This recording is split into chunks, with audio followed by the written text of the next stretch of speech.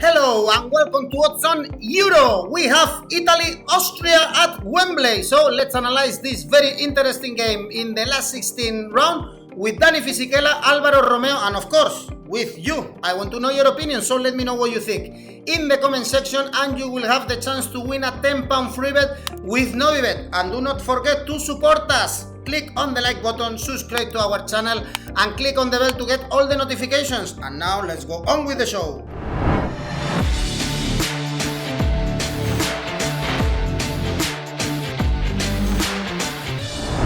Let's talk about the second last 16 game we have in Wembley. We have Italy, Austria. Hello, Dani. How are you, Alvaro? Ciao. All good. Thank you. Looking forward. Very well. Thank you, Edu. And Dani, I guess you have to be excited with your national team. Everyone is excited in Italy. 7 goals scored, no goals conceded, 9 points. Probably the best team so far in the tournament, in my opinion. Now they are so favorite, odds 1.57 to beat Austria, that they were surprised, we can say. It's the first time they qualify for the knockout stages. They beat Ukraine, something that many of us, we didn't believe in that. Baumgartner, the player from Hohenheim, he scored the winner, and well, it would be a really, really big surprise, I guess, if Italy don't make the job and beat Austria, to be honest, Dani. Italy is expected to win this game because they are 30 games unbeaten, because they kept 11 clean sheets. This is the best Italy we've seen for long time, not just based on results, because, you know, we never won the 3 group games since Euro 2000 in Belgium, but also because of the style of play.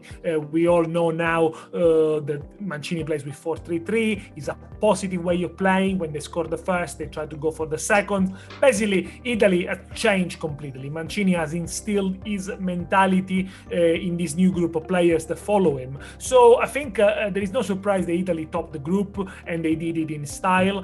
Let's say it clearly. It was an easy group for Italy, and Italy has been doing this, beating teams that are way below their quality for the last 3 years. So I'm not surprised that Italy has done what they have done so far. When it comes to the games with Austria, I think Austria are pretty much in the same league as Turkey, as Switzerland, as Wales. They'll be better than Wales, I think, but they are not world beater. Let's look at Austria.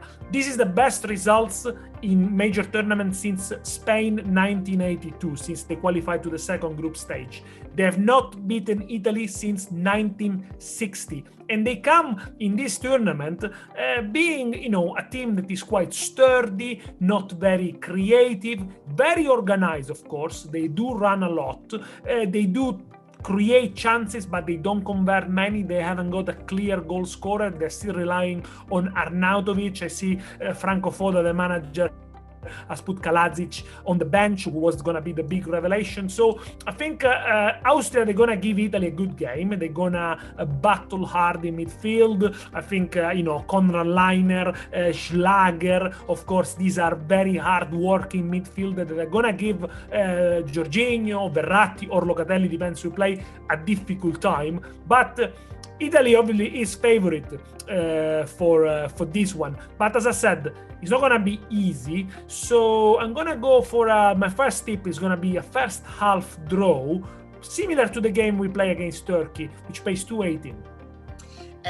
These two teams played in 2 World Cups, actually, in 98.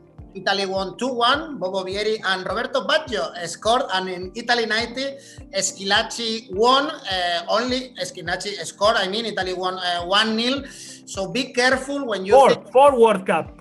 I know you're not that young, but 1934 Italy won 1-0. 1978 in Argentina, Italy won 1-0. Daniele was there. Daniele was there in both of them in 1934. Yeah, I already had my, was in primary school, probably. You already saved. Yes. That's why be careful if you are betting for Asian handicap, for instance. That can be your option, no? Italy -1, -2, because they are so favorite. It's not easy when it comes to the knockout stages. Alvaro, how you see this game, a first touch? Well, number one, I think that it's going to be interesting to see how Italy plays outside of their own country, because they have won everything in Rome so far, and this time they play in London, so let's see. I think that Austria, they are going to lack the experience, at least internationally, even though some of the players of the Austrian national team, they know what it is to play knockouts, not to the last rounds maybe, but definitely how to negotiate with the last 16 round or a quarter final. I still believe that Italy is a massive favorite for this game, and as you said, Edu, in your introduction, Italy has been probably the most impressive team in the tournament, and maybe their opponents weren't the best, but look at Spain. They have had also opponents the quality of Italy, and they haven't managed to beat any of them so far. They are yet to play one more game. So I would say that yes, I expect Italy dominating the game. I expect both teams attacking a little bit, strangely as it sounds. Austria is a rather attacking team, and the official stats of UEFA are going in that direction too. And there are a couple of things here from the tactical aspect that may be interesting from an inside point of view. Austria has been the second best team in the tournament in balls recovered, and Italy plays from the back, as you know, and they are probably the best team unrolling the attack from the back. So I think that Italy will have to make sure that they excel this game, because Austria is going to press high, or they are going to press well, not necessarily high, but well. They steal a lot of balls, so I think that Italy will have to do this thing that they do so well.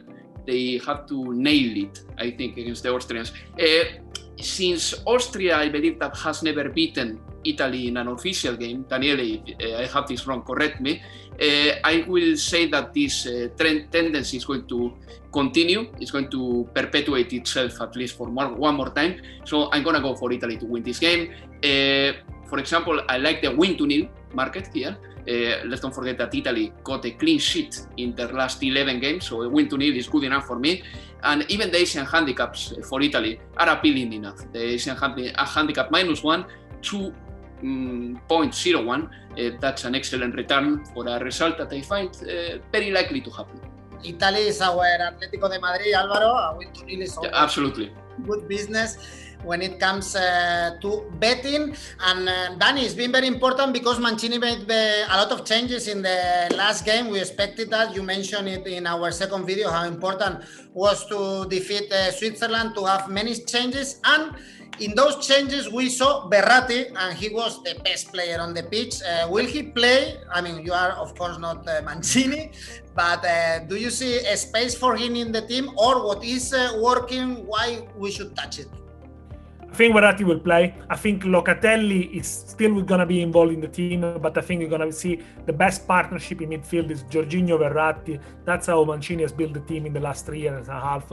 I think the PSG midfielder is going to be back. He's fit. He played well against Wales. He done a lot of key passes. If we want to dominate Austria, if you want to escape the pressing, if you want to escape the fact they're going to run a lot, they're going to chase us a lot, we need someone who can look after the ball, slow down the game, and then play the killer passes. I think with Austria, we also have to remember, Alvaro said very well about their second in the balls recovered. That means they press well, they run high, but also these are the teams that does a lot of tackles. They won a lot of tackles. I think they're the first 4 tackles won. And if we look at some of the key players, Sabitzer, Liner, they are in the top 10 of players for more distance covered in these Euros, which means sometimes they might chase the ball because the pass wasn't quite accurate, but also that means that they can press, they got a lot of energy. Sabitzer is one to fear for Italy because he's a player that plays between the lines. He's got a very good left foot, he can deliver a great pass, he can shoot from distance. So Italy need to make sure that they follow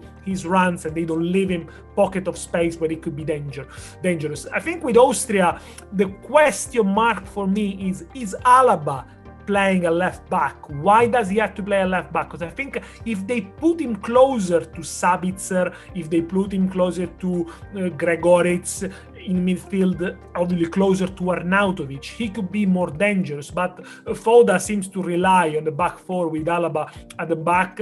And with the Netherlands, they play such a high line. I wasn't sure about it. So that's maybe an area that Italy could suffer if Alaba plays a left back. Against Domenico Berardi, Italy has been really, really good, especially coming from the right-hand side. A lot of goals that come from that side with Berardi, with Di Lorenzo as well. So let's see how it goes. I think for Austria, the last remark I want to say is that they are doing exactly what we are expecting to do.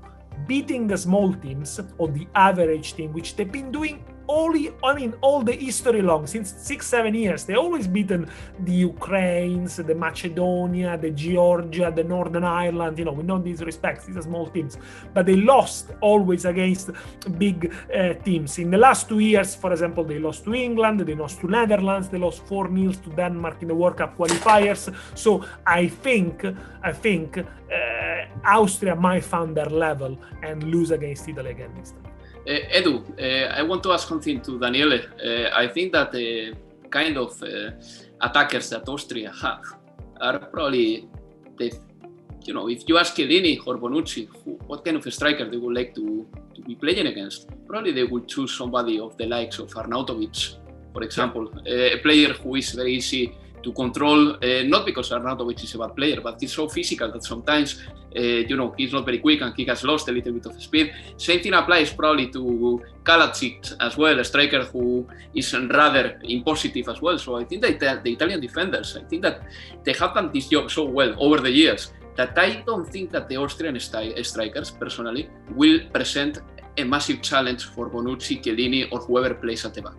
I don't think massively, but we need to be careful with the set pieces, because I think Austria is a team that makes the most of set pieces, and we saw they could be dangerous. But it's true, if the center striker is left on his own against Bonucci and Chiellini, I think the Italian defense we're gonna have the best out of them. I do earlier mention about the rotations, and I think what Mancini did against Wales was spot on. He gave a rest to 8 out of 11 starters. So it means that basically in this game in London, 8 players who will start the game would have rested for 13 days between the 2 games. So basically it's almost half the tournament. Now, after such a difficult season with COVID, packed with fixtures, everyone is tired, to have this rest in such a short tournament, I think is key. And what Mancini did was exactly what should have been done.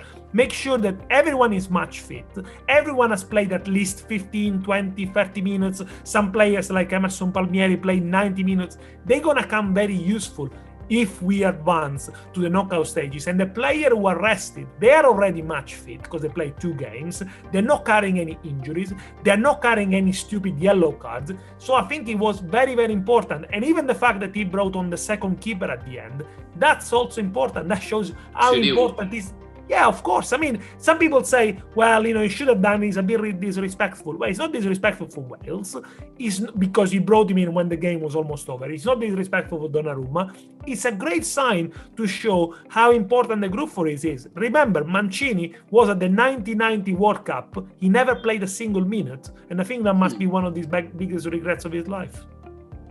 And you were talking about Alvaro, that you don't see Austria creating any danger to Italy. On the other hand, in Italy, we see Immobile scoring 2 goals. Belotti, probably he was not great against Wales, the last game for Italy. So if we go for the total markets, we have over 2.5 goals, 2.26, and under 2.5 goals, 1.72. I think this is going to be a constant along the tournament in the knockout stages. The bookies don't expect many goals. It's going to be a lot of fear. You expect goals or not? I would say that I'm going to stick to the under 2.5 because, as I said before, I back Italy to win 2-0. And I didn't mean before that Austria is not going to present any challenge to the Italian defense, but I think that their master plan when it comes to attacking Daniele relies on Baumgartner, Savitzer, Alaba, just sending long diagonal balls to the strikers or to the second post. And I think that this is the kind of attacks that Bonucci or Chiellini would choose to defend. So I think that the attack of Austria can be a little bit too primary or I don't want to say primitive, but definitely predictable. Predictable is the word. So that's why I was saying that. And when it comes to Italy, as I said before, I think that they will win the game. I don't know if they will be happy scoring 1 or 2 goals, or they will go for more, because against Turkey, for example, we saw that they had such a hype that if the game had lasted 10 more minutes, they would have scored 4 goals. But they are playing in London, they are not playing in front of their crowd. So this can tamper down a little bit the Italian team at some point in the game. I think the Asian handicap, again, it's probably where you can find your best value. The -1 for Italy pays 201. The -2 for Italy, and this is slightly more speculative, and of course this cancels what I said before about the totals, the over 2.5. The Asian handicap -2 pays 4.6. I don't personally back it, but I think that it's worth flagging it. Italy is way better than Austria at this stage.